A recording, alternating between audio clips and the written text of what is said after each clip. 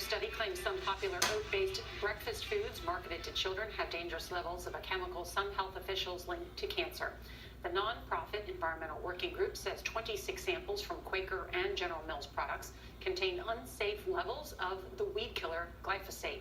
In August, we reported on their first study. It found 31 samples of other oat-based products, including some organic, contained the chemical. Anna Warner is here with some of the new findings. Anna, good morning. Good morning, Nora. Glyphosate is an herbicide used on farms across the U.S. The powerful chemical kills weeds, but it's controversial because it's been classified by the World Health Organization as probably carcinogenic to humans.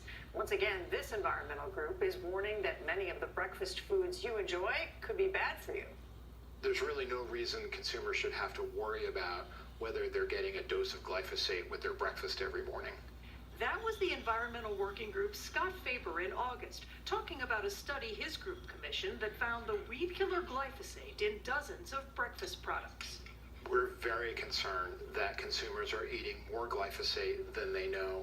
Now, a second round of testing shows 28 more samples analyzed contain glyphosate residues, 10 samples from General Mills Cheerios products, and 18 samples from Quaker brand products ranging from instant oatmeal to snack bars. 26 of the samples came back with residue levels higher than what the group believes is safe for children. So what does it mean for you that glyphosate residues are found in such a wide range of products? Well, the Environmental Working Group says glyphosate shouldn't be there, that it may not be safe for your health. Manufacturers look at it differently.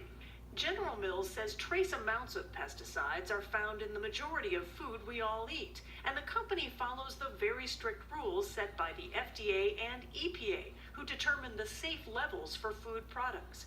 Quaker told us that any minimal levels of glyphosate that may remain in finished products are significantly below regulatory limits and well within compliance of the safety standards. But the World Health Organization says glyphosate is a probable carcinogen in humans, and the state of California lists it as a chemical known to the state to cause cancer. I find the results of this report concerning. Dr. Philip Landrigan, a pediatrician and one of the world's experts on children's environmental health, advises parents to move away from brands containing glyphosate and buy organic products for their children that do not contain the chemical. Children are exquisitely vulnerable to toxic chemicals such as glyphosate.